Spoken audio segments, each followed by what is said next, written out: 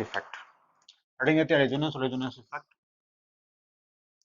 Resonance और resonance effect.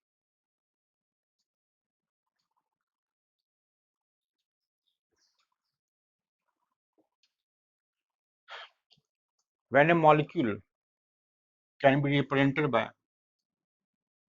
when a molecule can be represented by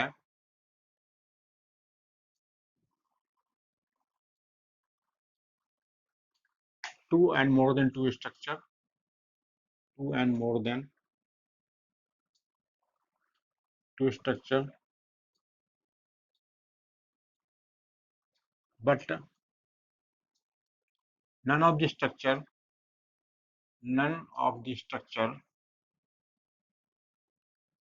can explain all the property of the molecule, all the property of the molecule,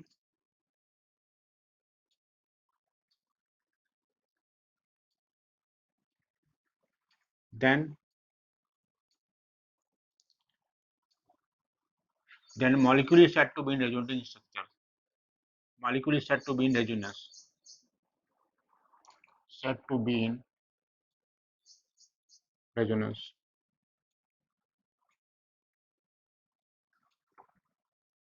molecule को हम resonance में करते हैं। Actual structure is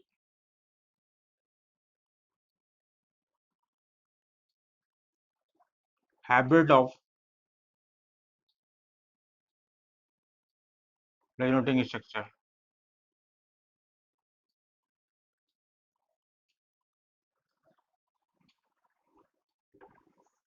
Hybrid of resonating structures. जैसे मान लो कोई एक compound, जैसे इसको हम लोग बेंजीन कहते हैं, उसको हम ऐसे रिप्रेजेंट कर सकते हैं, in can be represented in this वे, इस तरह से रिप्रेजेंट कर सकते हैं। लेकिन ये दोनों स्ट्रक्चर अपने आप में सही नहीं है। क्यों नहीं सही है? क्योंकि अगर देखा जाए तो अगर मान लो हम ये कहते हैं ये स्ट्रक्चर सही है, यानी कार्बन कार्बन के बीच में तीन डबल बॉन्ड है और 3 सिंगल बॉन्ड है, ठीक है।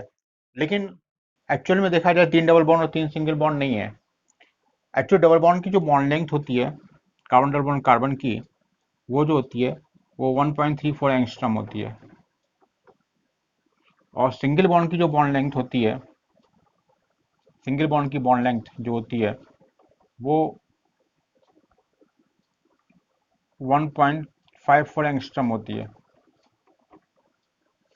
लेकिन एक्चुअल जो बॉन्ड लेंथ है वो ना तो डबल बॉन्ड की है ना सिंगल बॉन्ड की है, यानी कि इसकी जो बॉन्ड लेंथ होती है वो बेसिकली 1.39 एंगस्ट्रॉम है, और हर एक बॉन्ड लेंथ इक्वल है, हर एक बॉन्ड लेंथ इसकी इक्वल है। इसका मतलब कि बेंजीन के अंदर नहीं डबल बॉन्ड है, नहीं सिंगल बॉन्ड है। एक्चुअल स्ट्रक्चर जो है इसका वो हाइब्रिड स्ट्रक्चर है। इसका मतलब इसके अंदर पाई बॉन्ड डीलोकलाइज हो रहा है, इन दिस वे डीलोकलाइज हो रहा है। This is hybrid structure, this is called hybrid structure.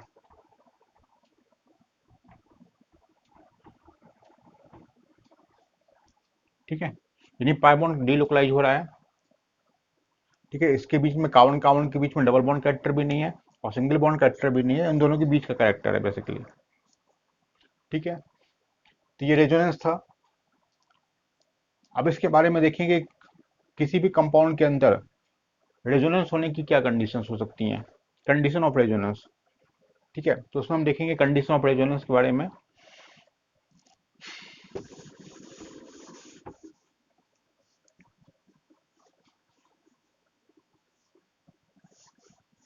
Condition of resonance,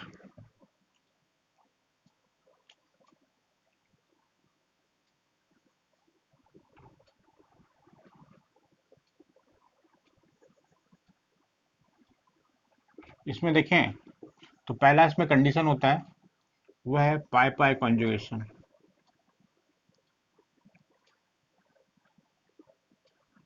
pi pi conjugation, ठीक है। अगर इसमें हम देखें तो किसी मॉलिक्यूल में डबल बॉन्ड अगर कॉन्जुगेटेड पोजीशन पे है तो उसमें रेजोनेंस होगा, पाई बॉन्ड अल्टरनेट पोजीशन पे है ना। ये हो गया चाहे ये हो गया, इसमें भी देखा कि रेजोनेंस है, एक के बाद एक छोड़ करके डबल बॉन्ड प्रेजेंट है तो वो कंपाउंड में रेजोनेंस होगा। ठीक है, पाई पाई कॉन्जुगेशन। दूसरा कंडीशन है वो है पॉजिटिव चार्ज पाई कॉन्जुगेशन। पाई कॉन्जुगेशन, ठीक है, पॉजिटिव चार्ज पाई कॉन्जुगेशन की बात करते हैं। तो इसमें देखें तो इसके अंदर क्या होता है, पाई बॉन्ड डबल बॉन्ड के साथ अल्टरनेट पोजीशन पे है,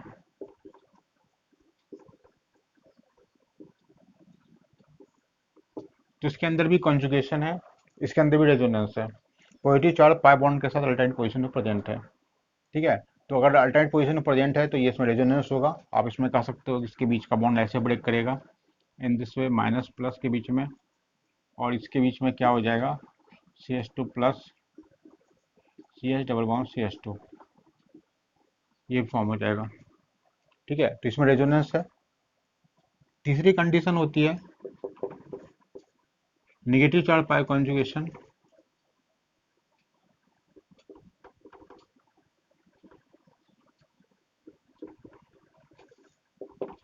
अगर इसमें देखें तो CH2 double bond CH, CH2 minus, negative charge पाई बॉन्ड के अल्टरनेट पोजीशन पर प्रेजेंट है तो उसके अंदर रेजोनेंस होगा। यानी कि इसके अंदर भी आप कह सकते हो कि इसके अंदर ये बॉन्ड ऐसे ब्रेक करेगा, निगेटिव, ये पॉजिटिव,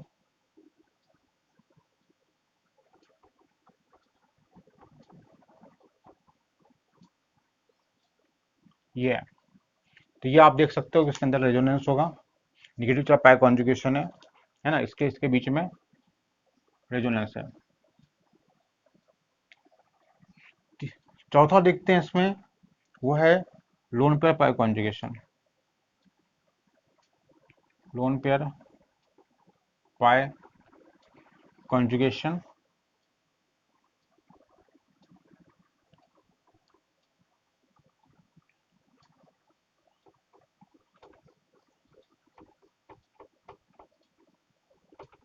ये लोन पेयर है, पाई बॉन्ड के साथ अल्टरनेट पोजीशन पर प्रेजेंट है।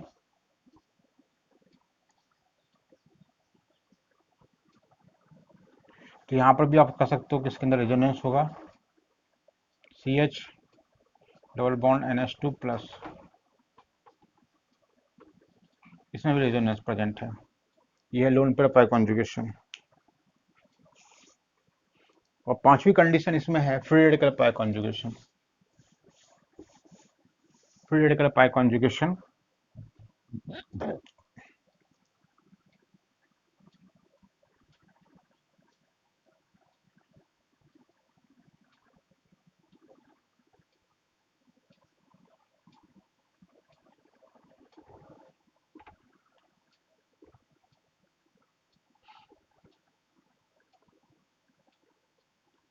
फ्री रेडिकल पाई बॉन्ड के साथ अल्टरनेट पोजीशन में प्रेजेंट है तो इसके अंदर भी रेजोनेंस होगा।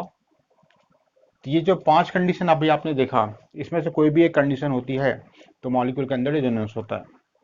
ठीक है, पांच कंडीशन में कोई भी एक कंडीशन होती है। इसमें एक कंडीशन और भी आप इसमें कह सकते हो कि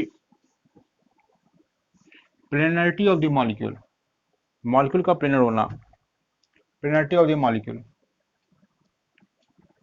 planarity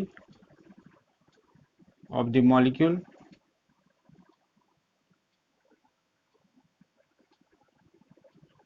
is essential condition of resonance।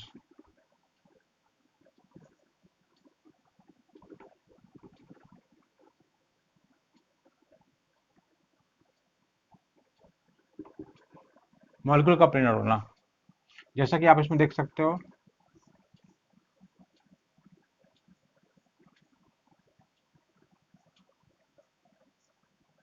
ये कंपाउंड है, इस कंपाउंड का नाम साइक्लोऑक्टाटेट्राइन है, साइक्लोऑक्टाटेट्राइन।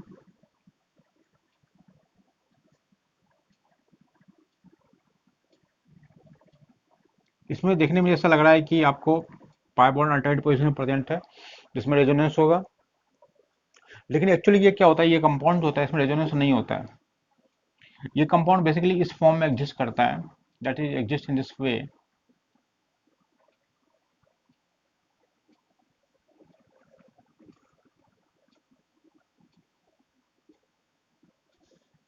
ये that is called tub shaped.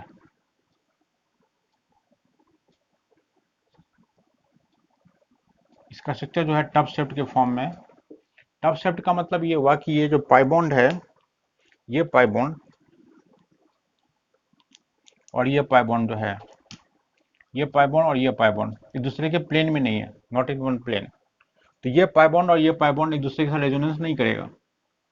यानी कि कहने का मतलब ये है कि मॉलिक्यूल का प्लेनर होना भी जरूरी है रेजोनेंस होने के लिए, है ना।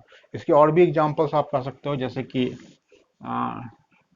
जैसे आप इसमें ऐसा ले सकते हो,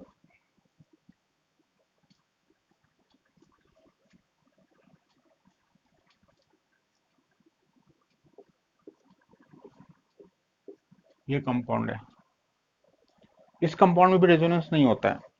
ये पाई बॉन्ड इसमें कॉन्जुगेशन में दिख रहा है, लेकिन ये बेसिकली इसके अंदर ये जो हाइड्रोजन एटम में ये रिपल्सन होता है, जिस वजह से ये जो रिंग है हाइड्रोजन एटम में रिपल्सन की वजह से ये दोनों रिंग एक प्लेन में नहीं रहती, नॉट इन वन प्लेन। ठीक है, ये एक प्लेन में नहीं रहती, ये रिंग और ये रिंग एक प्लेन में नहीं रहती, इसलिए इसमें रेजोनेंस नहीं होता है। यानी मॉलिक्यूल के अंदर प्लेनरिटी का मॉलिक्यूल के अंदर होना ये रेजोनेंस की एक इंपॉर्टेंट कंडीशन है। ठीक है, अब इसमें देखें एक इंपॉर्टेंट चीज और आती है, वो है stability of resonating structures. Stability of resonating structures देखेंगे।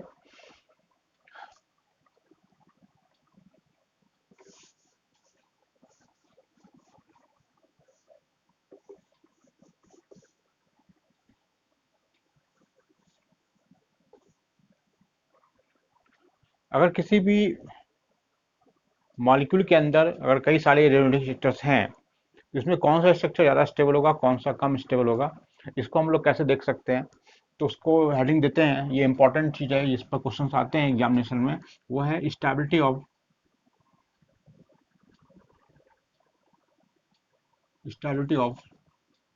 Resonating structures.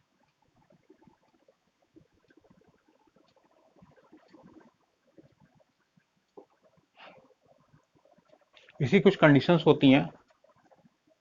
इसमें कंडीशन नंबर 1 है न्यूट्रल स्पीशीज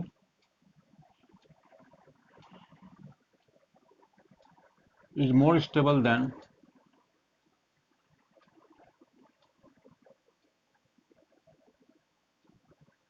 चार्ज स्पीशीज। अगर कोई भी स्पीशीज अगर न्यूट्रल फॉर्म में है तो उसकी स्टेबिलिटी हमेशा चार्ज फॉर्म में जो स्ट्रक्चर्स हैं उससे ज़्यादा होगी। ठीक है, ये पहली कंडीशन है। दूसरी कंडीशन ये है, condition number 2, structure with more number of covalent bond. Structure with more number of covalent bond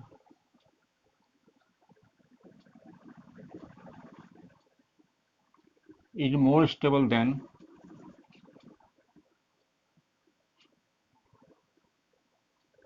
less number of covalent bonds।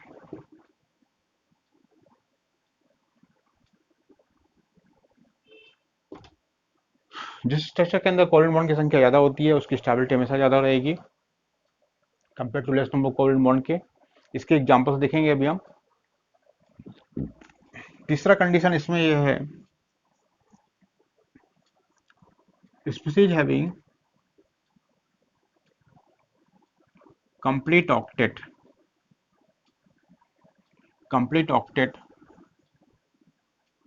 is more stable than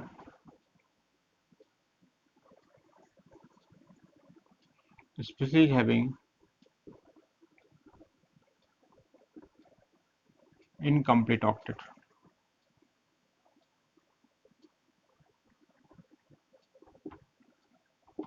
ठीक है, जैसे एक एग्जांपल को तो आप हम लेते हैं, एसाइलियम आयन करके एक स्ट्रक्चर होता है, दैट इज साइलियम आयन। इसमें देखते हैं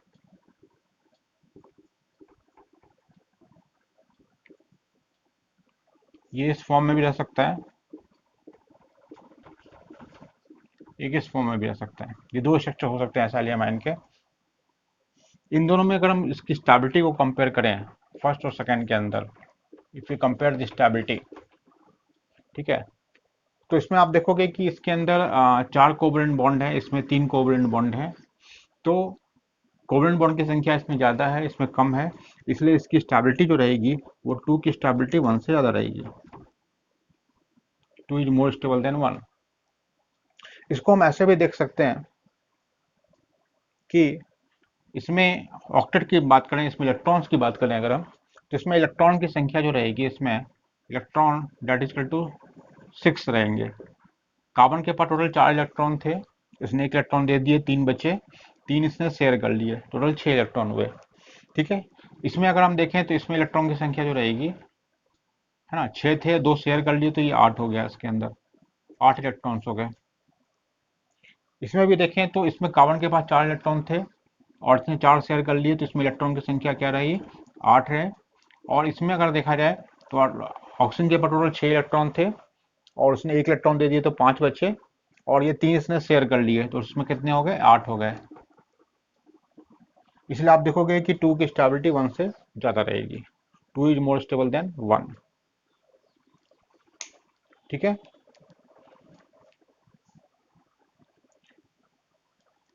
अब इसमें देखें एक और कंडीशन होती है रेजोनेंस की स्टेबिलिटी के बारे में देखा जाए, ठीक है, if all the structure having equal number of covalent bond.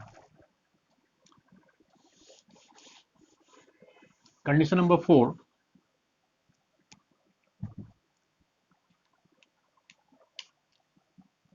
if all the structure having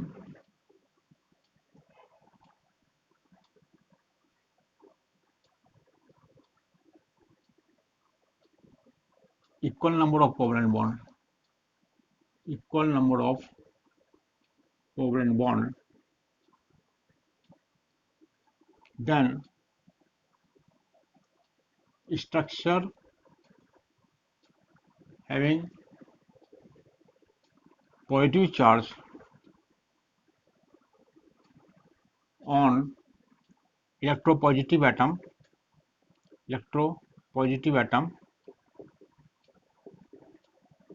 and negative charge on electronegative atom will be more stable। ठीक है, अगर पॉजिटिव चार्ज इलेक्ट्रोपॉजिटिव एटम पर है और नेगेटिव चार्ज इलेक्ट्रोनेगेटिव एटम होंगे तो ज़्यादा stable होगा उस पर से। जैसे फॉर एग्जांपल अगर हम ले लें इसमें CH2 minus single bond OH, एक ये स्ट्रक्चर है और एक ये स्ट्रक्चर है। ठीक है, तो इन दोनों में देखा जाए 1 और 2 में, तो आप इसमें देख सकते हो कि निगेटिव चार्ज कार्बन के ऊपर है जो कि इलेक्ट्रोपॉजिटिव एटम है, और यहाँ निगेटिव चार्ज ऑक्सीजन के ऊपर है जो कि इलेक्ट्रोनेगेटिव एटम है। तो इलेक्ट्रोनेगेटिव एटम पर निगेटिव चार्ज अगर प्रेजेंट रहेगा तो ज़्यादा स्टेबल होगा, यानी कि आप कह सकते हो कि 2 will be more stable then 1। 2 की स्टेबिलिटी 1 से ज़्यादा रहेगी। ठीक है, इस पर एक क्वेश्चन देख लेते हैं, अभी तक जो हमने पढ़ा है इस पर एक क्वेश्चन देख लेते हैं।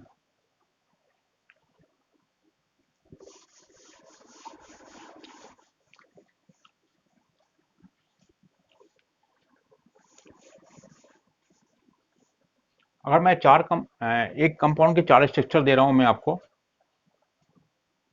जैसे एक क्वेश्चन है फॉर्मिक एसिड,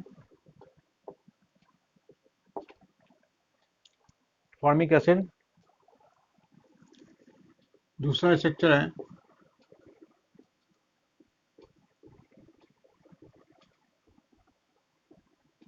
ये दूसरा स्ट्रक्चर है, ठीक है, और तीसरा स्ट्रक्चर इसमें ये है,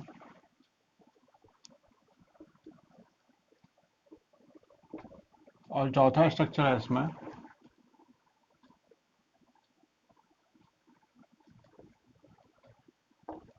इन चारों की स्टेबिलिटी को कंपेयर करना है आपको। You have to compare the stability of this structures. ये चारों स्ट्रक्चर एक ही कंपाउंड के हैं, ठीक है। तो इसमें आप देख सकते हो कि जो पहला स्ट्रक्चर है वो न्यूट्रल है, इस पर कोई चार्ज नहीं है। तो पहला स्ट्रक्चर न्यूट्रल, इस पर कोई चार्ज नहीं है, तो सबसे ज़्यादा स्टेबल होगा, यानी सबसे ज़्यादा स्टेबल जो होगा वो फर्स्ट होगा। अब हम देखें 2, 3 एंड 4 में, तो इसमें देखेंगे तो नंबर ऑफ कोवलेंट बॉन्ड ज़्यादा है, इसमें नंबर ऑफ कोवलेंट बॉन्ड जो है, ठीक है, इसमें ज़्यादा है 1, 2, 3, 4, 5। इसमें देखोगे 1, 2, 3, 4, इसमें 1, 2, 3, 4, इसमें कोवलेंट बॉन्ड की संख्या ज़्यादा है सेकंड वाले की, तो इसकी दूसरे नंबर पे ये आएगा। उसके बाद 3 और 4 में देखें अगर हम, तो 3 की स्टेबिलिटी 4 से ज़्यादा रहेगी, क्योंकि इसमें इलेक्ट्रोपॉजिटिव एटम पर पॉजिटिव चार्ज है, इलेक्ट्रोनेगेटिव एटम पर नेगेटिव चार्ज है, तो स्टेबिलिटी जो रहेगी वो थर्ड की ज़्यादा होगी, थर्ड ग्रेटर देन 4 होगा। This order of stability of resonating structures, ठीक है, ये है। ये हमने आपको बताया कि स्टेबिलिटी को हम कैसे कंपेयर करते हैं रेजोनेटिंग स्ट्रक्चर्स के। अब इसमें हम देखेंगे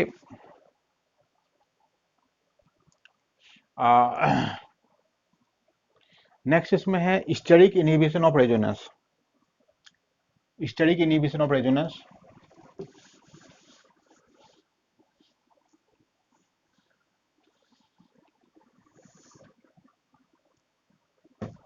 स्टेरिक इनहिबिशन ऑफ रेजोनेंस,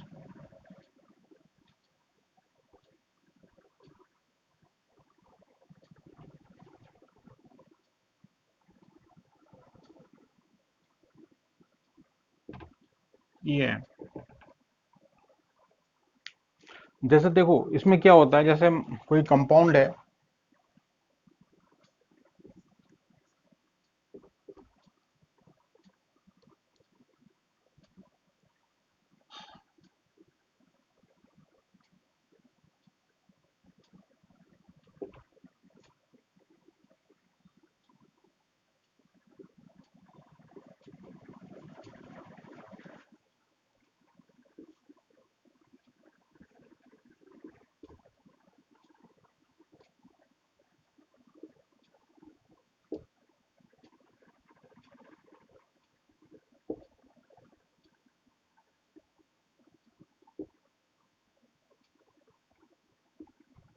ये है। इन दोनों कंपाउंड की बेसिसिटी को कंपेयर करना है, you have to compare the basicity. Basicity के लिए क्या होता है कि जैसे ये नाइट्रोजन के ऊपर लोन पेयर है, ये लोन पेयर जितना ज़्यादा रहेगा उतना ज़्यादा बेसिक रहेगा ये कंपाउंड, लोन पेयर जितना ज़्यादा रहेगा वो ज़्यादा बेसिक होगा। तो देखो होता क्या है कि ये जो ग्रुप है यहाँ पर, इसके बगल में ये इथाइल ग्रुप प्रेजेंट है, ये अलग ग्रुप प्रेजेंट है, ये दोनों इसके आर्थो पोजीशन में प्रेजेंट हैं। जिसमें क्या होता है, इसमें स्टेरिक रिपल्सन होता है इन दोनों के बीच में, there is steric repulsion between these two, steric repulsion, जिसकी वजह से इसका जो प्लेन है, ये जो मॉलिक्यूल का प्लेन है और ये जो प्लेन है, ये दोनों एक प्लेन में नहीं रहता, नॉट इन वन प्लेन, है ना, ये प्लेन में नहीं रहता एक। तो जिसकी वजह से क्या होगा, मैंने आपको अभी थोड़ा देर पहले बताया कि मॉलिक्यूल का प्लेनर होना रेजोनेंस के लिए बहुत जरूरी है। तो ये जो लोन पेयर है यहाँ पर, ये बेंजीन रिंग के साथ रेजोनेंस में नहीं रहेगा, क्योंकि ये बेंजीन रिंग का प्लेन और ये जो ग्रुप का प्लेन, ये दोनों एक दूसरे के एक प्लेन में नहीं है, ठीक है, जिसका प्लेन चेंज हो जाएगा। इसका मतलब, और इस वाले केस में क्या होगा, ये जो लोन पेयर है और ये बेंजीन रिंग, ये दोनों का प्लेन एक ही प्लेन में रहेगा, और इन सेम प्लेन, ये दोनों जो हैं इन सेम प्लेन रहेगा, इन सेम प्लेन, और ये दोनों not in same plane, not in same plane, same plane,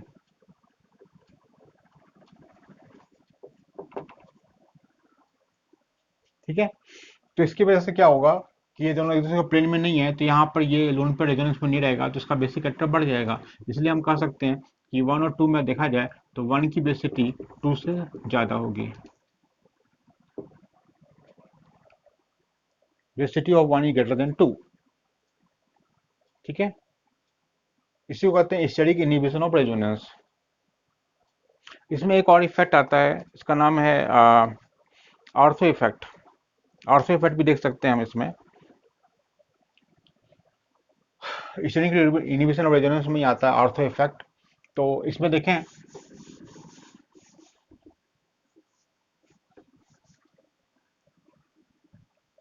ortho effect,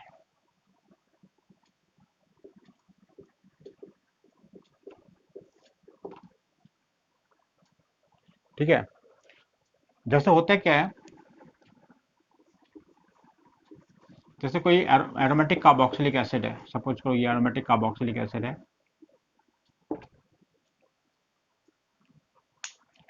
इसमें इसका पॉजिटिव चार्ज रहे, इस पर जितना ज़्यादा पॉजिटिव चार्ज रहेगा उतना ज़्यादा ये एसिडिक होगा, क्योंकि ये इलेक्ट्रॉन के पेयर को यहाँ पर खींचेगा, इलेक्ट्रॉन इसको खींचेगा, इसके बॉन्ड को ब्रेक करेगा, इट विल मोर एसिडिक। होता क्या है, अगर इसकी ऑर्थो पोजीशन पर कोई ग्रुप लगा देते हैं, any of the group at the ortho position, यहाँ पर कोई ग्रुप लगा दिया, ठीक है। ये ग्रुप को लगाने से ये दोनों का जो प्लेन होगा, ये वाला प्लेन और ये प्लेन एक प्लेन में नहीं रहेगा, ठीक है, एक प्लेन में नहीं रहेगा। इसके नहीं रहने से क्या होगा, इसमें आप देख सकते हो कि ये दोनों एक प्लेन में नहीं है, तो जिससे क्या होगा कि ये पॉजिटिव चार्ज इस बेंजीन रिंग के साथ रेजोनेंस में नहीं रहेगा, तो ये जो ऑक्सीजन हाइड्रोजन, ये पॉजिटिव चार्ज की डेंसिटी यहाँ बढ़ेगी, positive charge increases,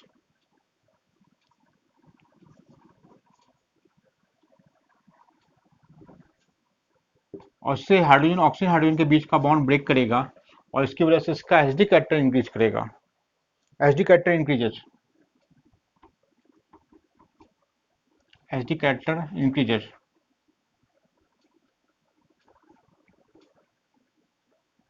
this is called ortho effect, इसी को ऑर्थो इफेक्ट कहते हैं,